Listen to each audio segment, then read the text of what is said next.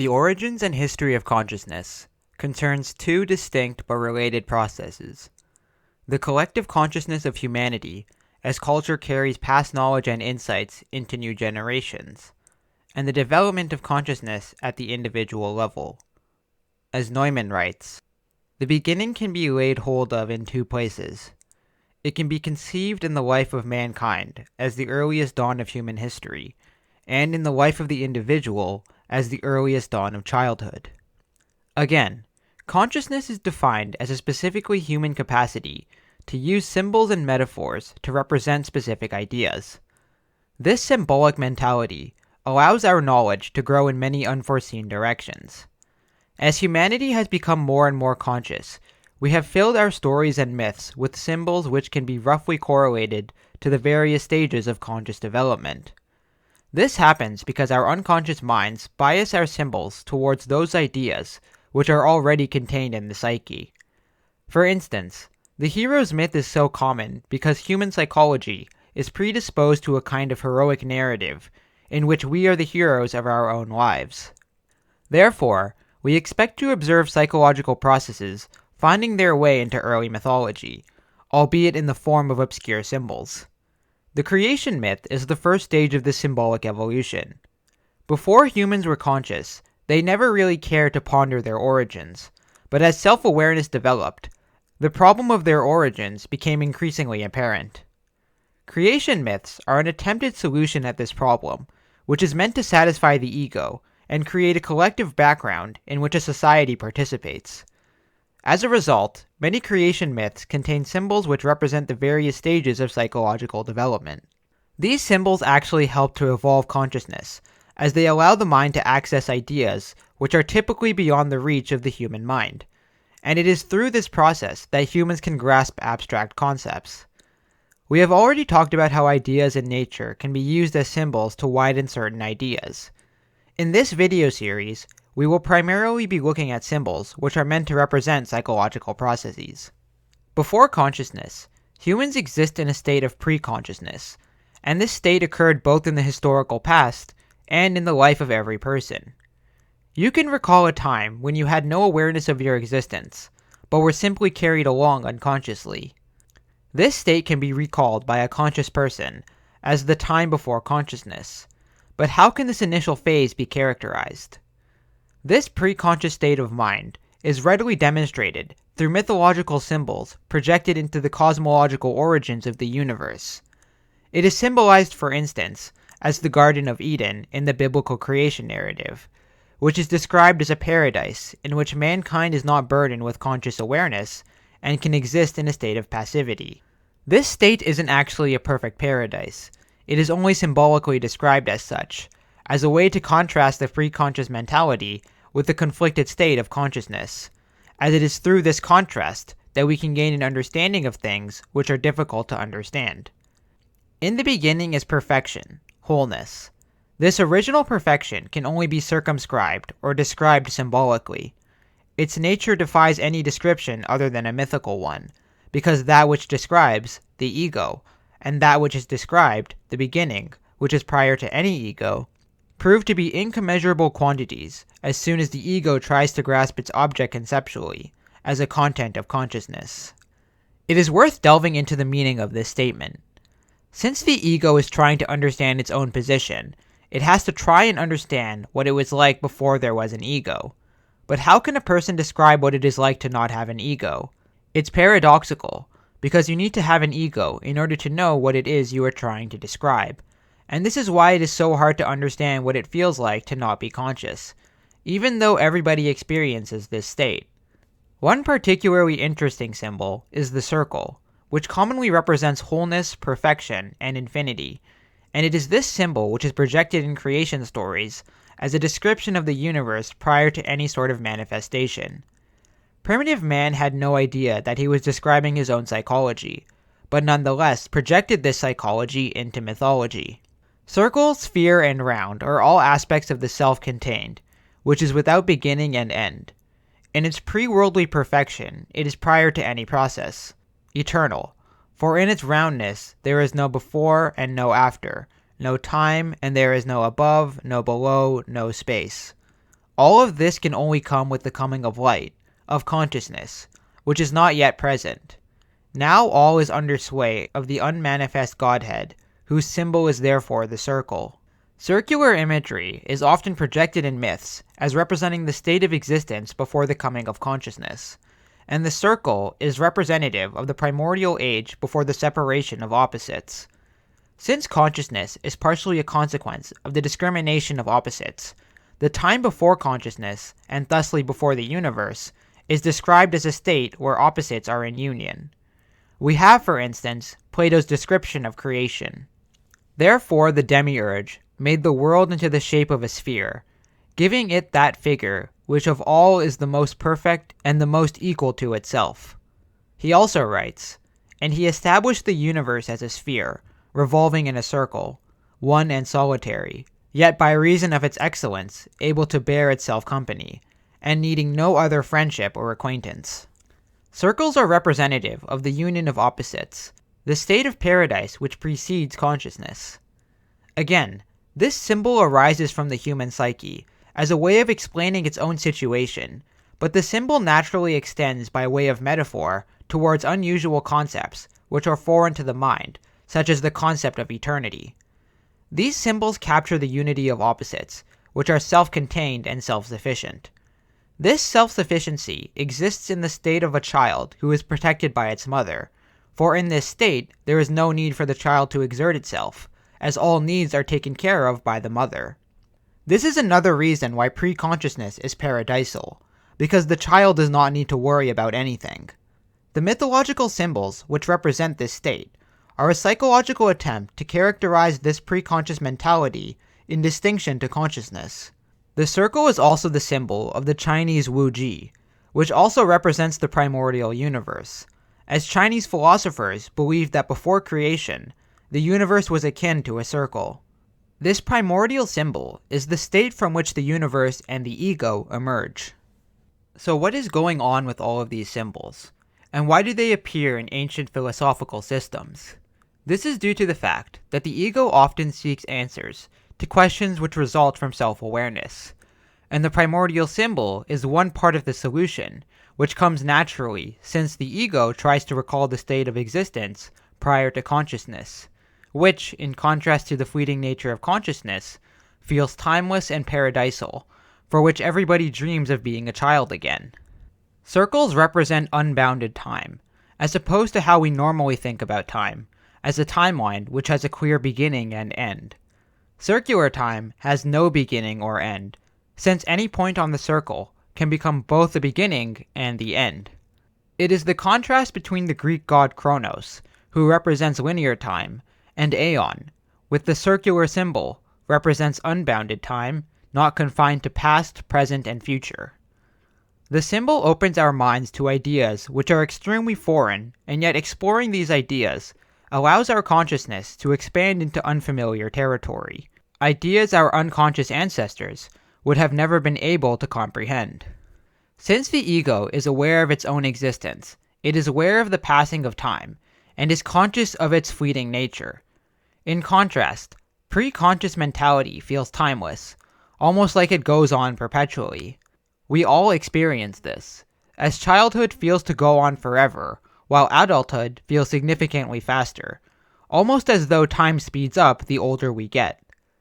Furthermore, the ego comes into existence at a definite point in time, whereas the pre-conscious state of mind feels like it went on for ages, without interruption and without origin, almost as though it never began.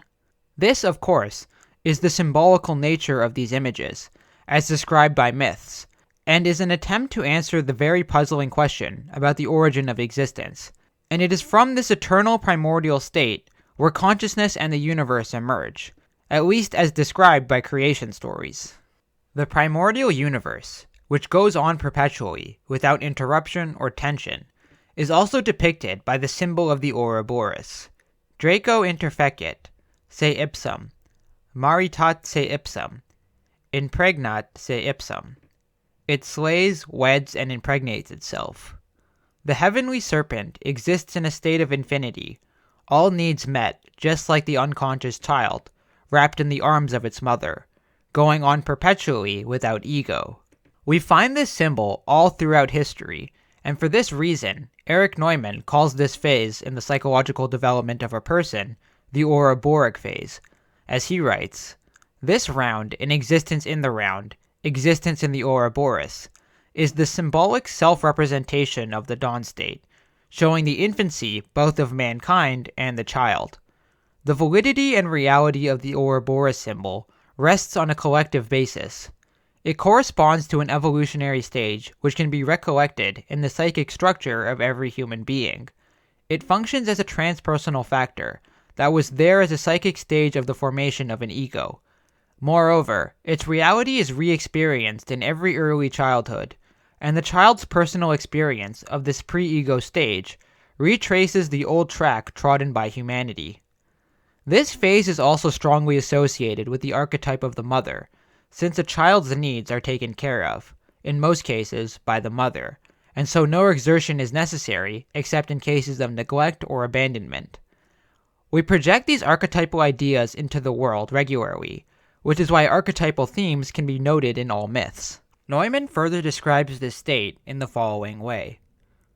"The time of the beginning, before the coming of opposites, must be understood as the self-description of that great epoch when there was still no consciousness.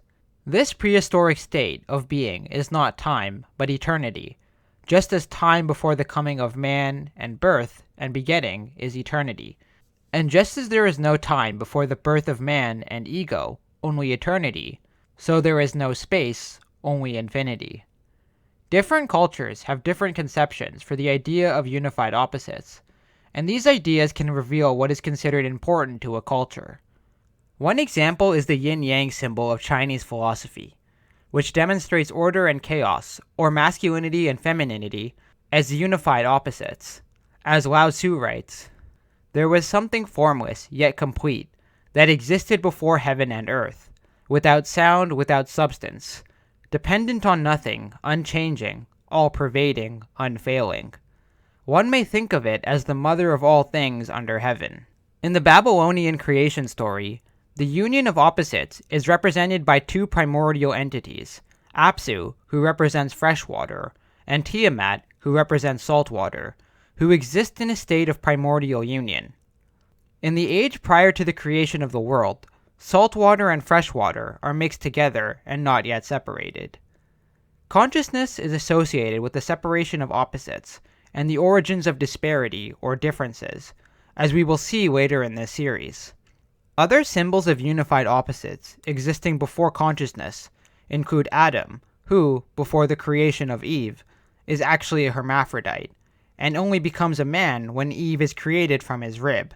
It is also seen in the hermaphroditic Hindu Purusha, which was as large as a woman and man closely embraced. This state isn't only experienced at the beginning of life, but also whenever unconsciousness takes over, such as when we sleep. In sleep, we are perfectly content, and it is only when we wake up and consciousness re-emerges that we face the inner tension of awareness.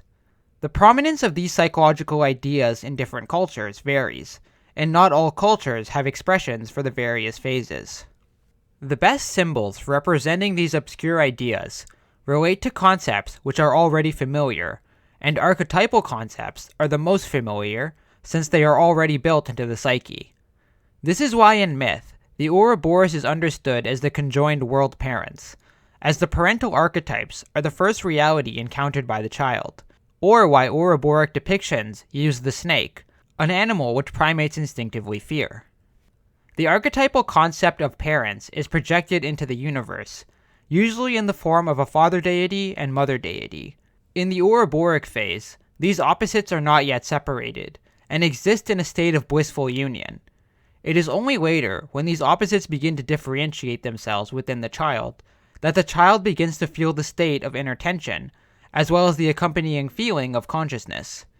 The Ouroboros symbol, which is captured by many themes, is a common one in religion, which symbolizes many abstract principles, such as the supreme oneness of God or the generation of new life. Religious symbols, according to Jung, are meant to have a healing effect by, in part, offering theological solutions to life's difficult problems.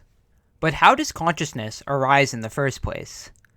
This is a complicated and still incomplete puzzle, but Neumann offers some hints towards a solution. Remember that consciousness arises when familiar ideas are used as metaphors to explain unfamiliar phenomena, culminating in the invention of a metaphored mind space from which a person can introspect. The details of this are best left for other videos, but we can observe this process of metaphorical projection all throughout the texts of early cultures.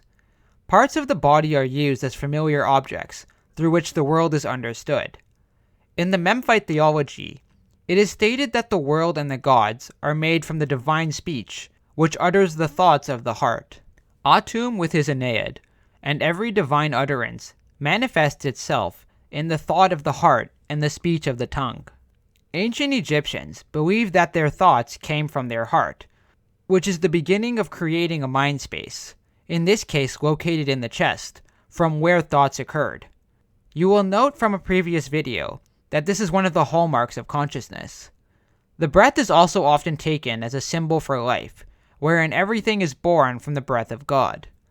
The symbolism here is trying to define the concept of manifestation from the Ouroboros state. Connected to this is the idea of a vast ocean, often taken as a symbol for the unconscious, from which the universe is created. Oceans symbolize the unknown because primitive humans probably had no idea that anything existed beyond the ocean, and it represented the vast unknown, and by metaphorical extension, the unconscious. This is further connected to the idea of the universe arising from a chaotic void. We can see from this how primitive humans understood the world, and it is very different from how we understand the world, and yet both their conception of reality and ours are symbolic descriptions meant to represent the world in a familiar way.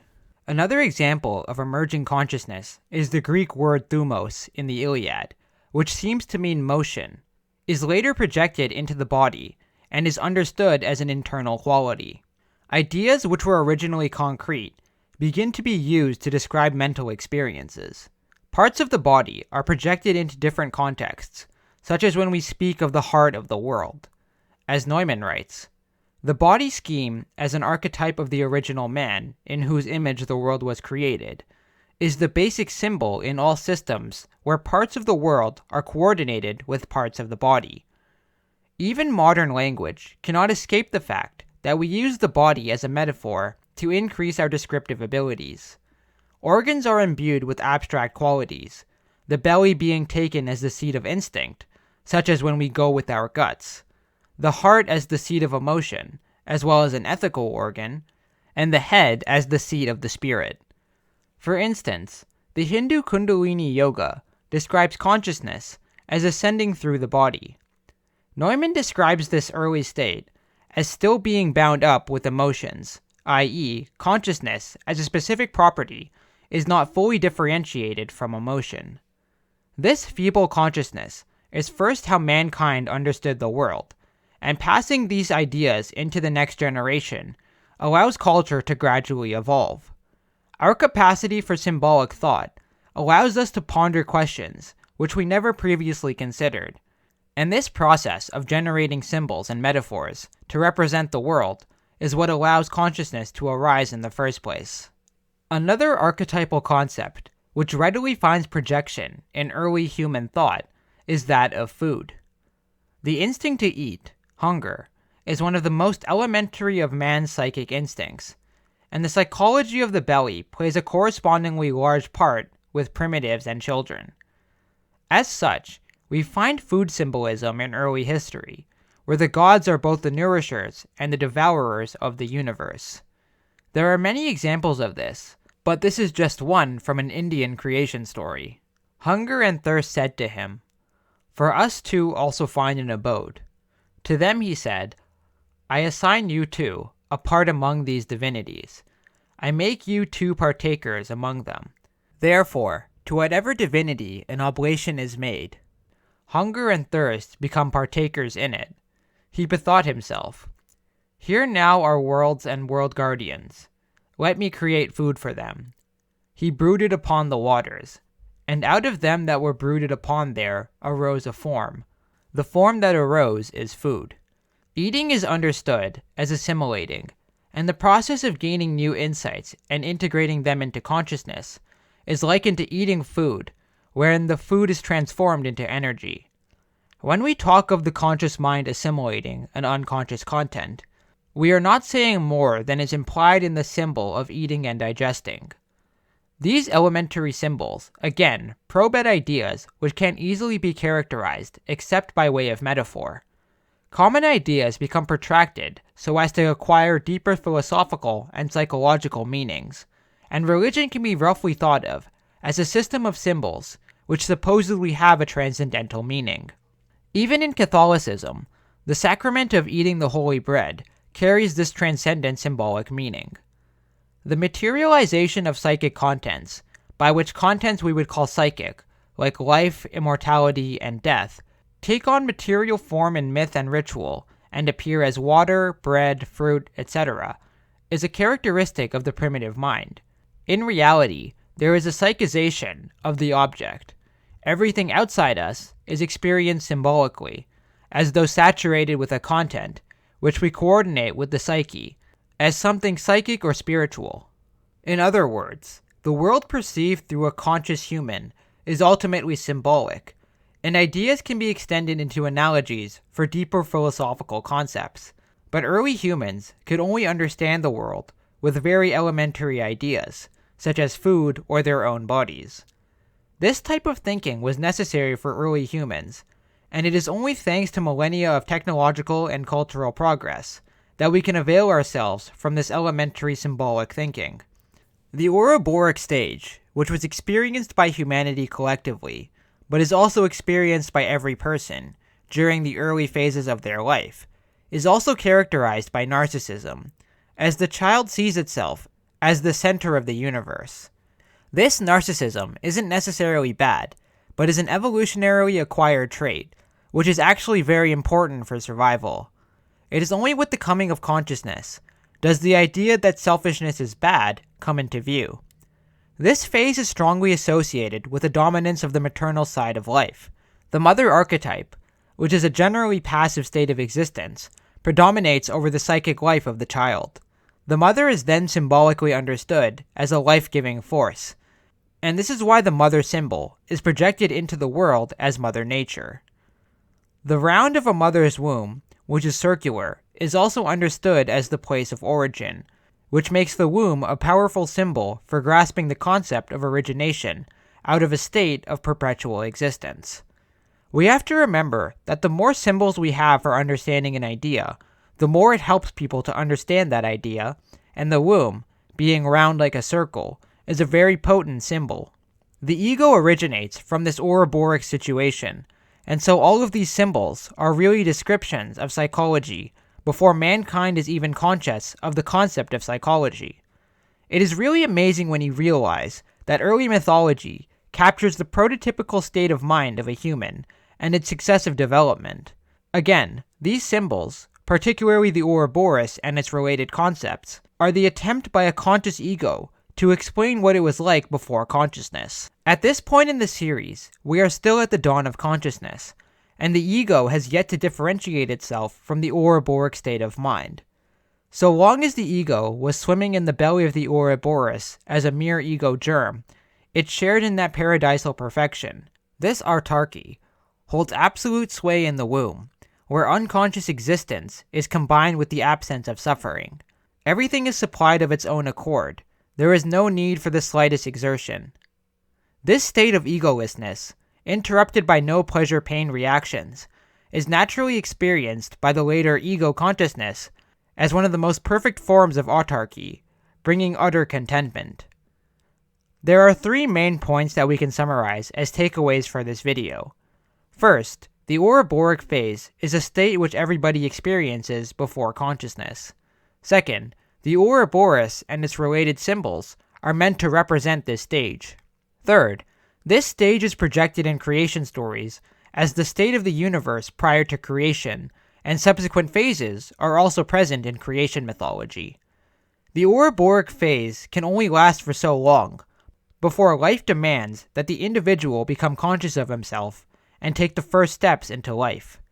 Detachment from the Ouroboros, entry into the worlds, and the encounter with the universal principle of opposites are the essential tasks of human and individual development. However, before this differentiation occurs, the infantile ego must experience the stage of the Great Mother and overcome this powerful psychic force. In Part 3, we will discuss this psychological stage and its accompanying mythological symbolism.